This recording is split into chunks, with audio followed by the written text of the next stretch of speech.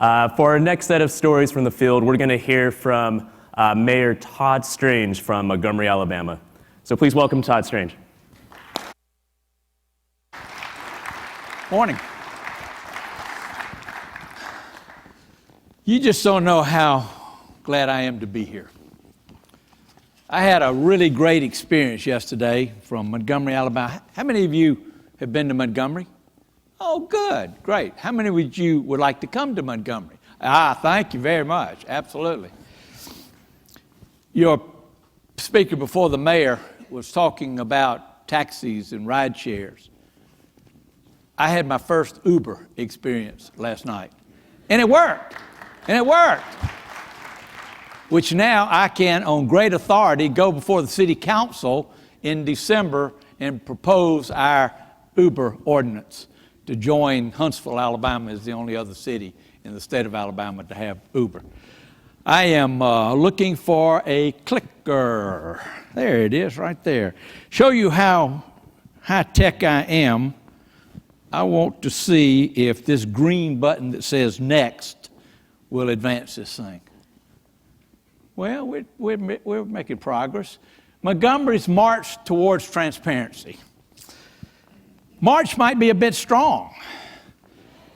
How many of you know about or remember the Heinz ketchup advertising when it turns its bottle up and you wait and you wait and you wait?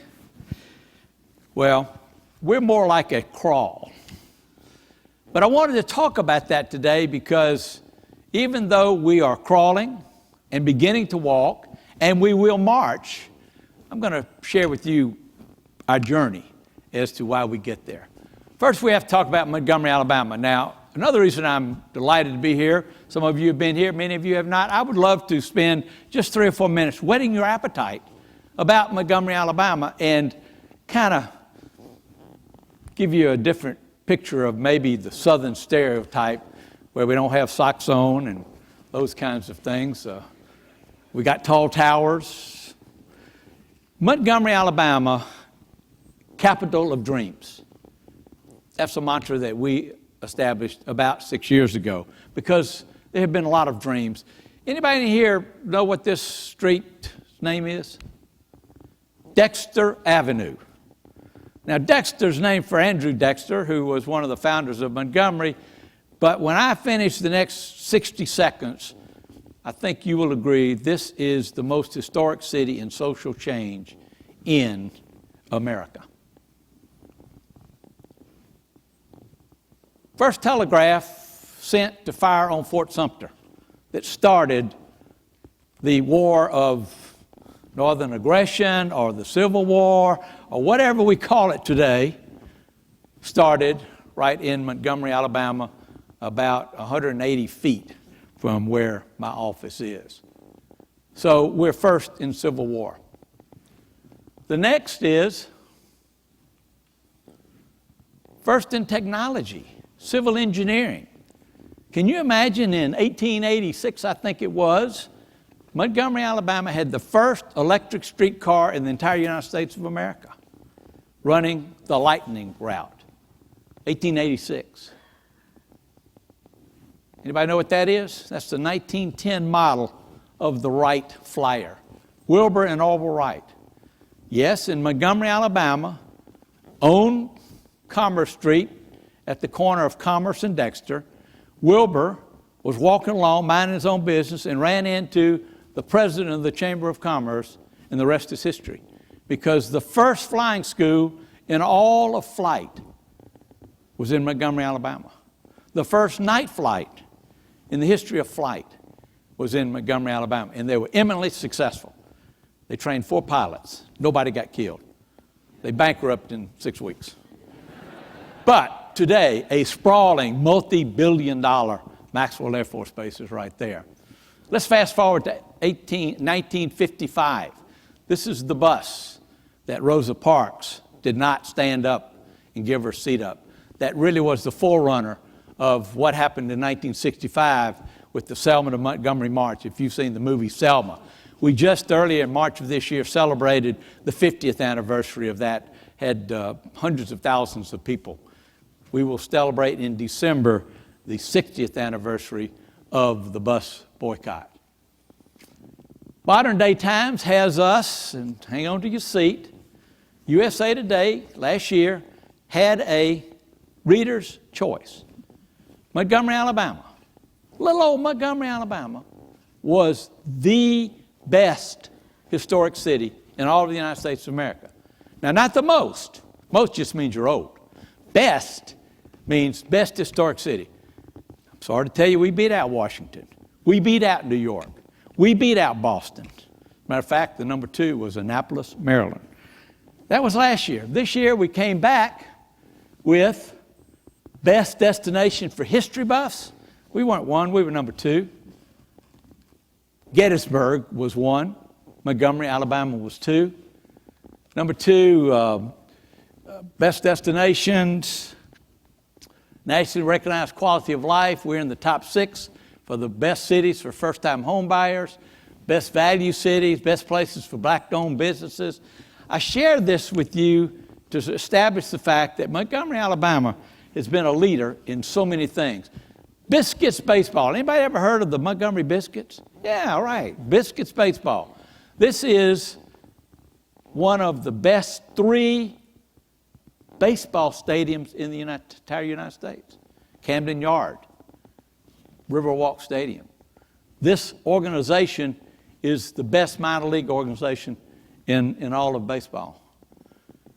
This is our alley district. We call it the entertainment district, the first entertainment district in the state of Alabama. Now, I know some of you guys from more liberal states, you've been doing this for years, but you can walk out of a bar and carry a drink now in Montgomery, Alabama, in the entertainment district. Now, you can't go into another bar, but you can walk out of one. Top 5 Shakespearean theaters in the United States, right there. Environmentally sensitive, this represents a $3.5 million investment that we had to clean up our environment. You know, we really are becoming to be known as the Silicon of the Black Belt. A lot of initiatives, a lot of high-tech initiatives, things that are going on right now. You know, somebody's going to talk next after this break. And by the way, I am the last thing before your break. It's not a cocktail break, but it's a break. The hackathons, the TEDx's. Yep, we have them in Montgomery, Alabama. We've actually stole about 4 or 5 people from Austin, Texas, to come to Montgomery, Alabama, and be a part of what we call MGM Revolution. We've got a new cyber initiative. Giga City, I think Chattanooga's going to be here. We've got a huge presence in the military information technology. We've got one of only 2 cloud computing centers in the entire United States. We've got one of 4 data centers in the entire United States of America. We've got tons and tons and tons of fiber. And so I asked the question about a year ago, what does it take to be a gig city? You know what the answer was? Marketing. Marketing. So we've been marketing like hell so that we can get to the cyber initiative that we will have first in Alabama. We will have the only internet inter-exchange in Montgomery. And that's being led by our IT individuals. Now, I tell you all of that to get to this point. When it comes down to this open data, when it comes down to this transparency, we all embrace it.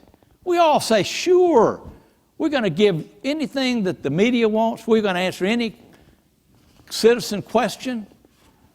And then 4 weeks or 4 months later, we've dug through all the data. We got part of the answer. So we emotionally said, we're in, until they ask for every single salary, including overtime and benefits, for our 2,500 employees. And you know what our first response was?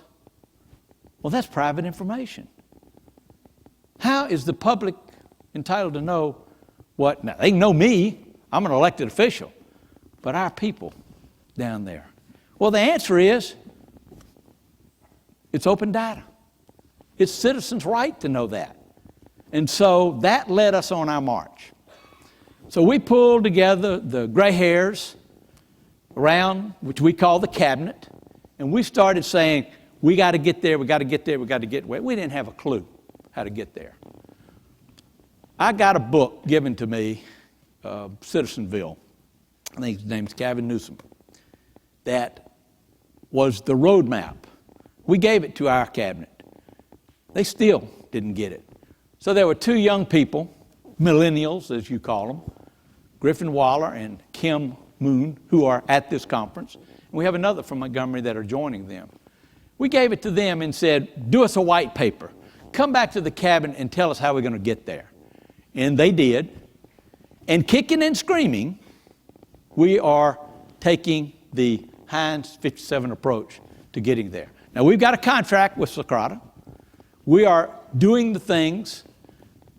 Public safety is kicking and screaming. You've heard of other examples. Finance, they're all in. Our Public Works 311, they're all in. There's so many organizations that are in, but there are some organizations that aren't there yet. But they will be. And if we're so fortunate to be invited back next year, we can show you some of these examples. We have not cut yet, but this is our effort, albeit pretty rudimentary, at creating on our web. The website represents Montgomery's commitment to transparency. Here you'll find a wide variety of information to help you explore the work of the city and its impact on residents. You can conduct research, build apps, create visualizations, and much, much more coming back as we add to the data. Sometime in the December timeframe before Christmas, we will cut and we will start this adventure. But it will be an adventure because all of those pieces of information will be helpful to us. All of the things that I heard in the presentation before the mayor, we working on that all day long. We got a team going through searching, but through magic, we're going to be able to get that information.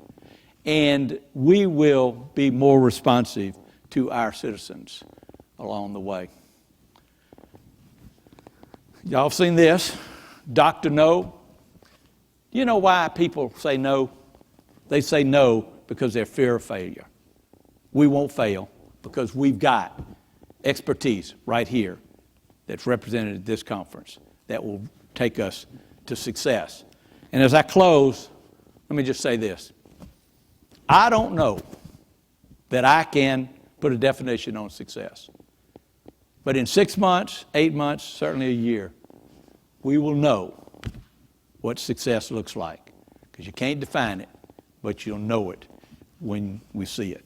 Any of you want to be on the ground floor of information technology, cyber, Gig City, open data, come on down to Montgomery, Alabama. We got plenty of room for you. Thank you so much.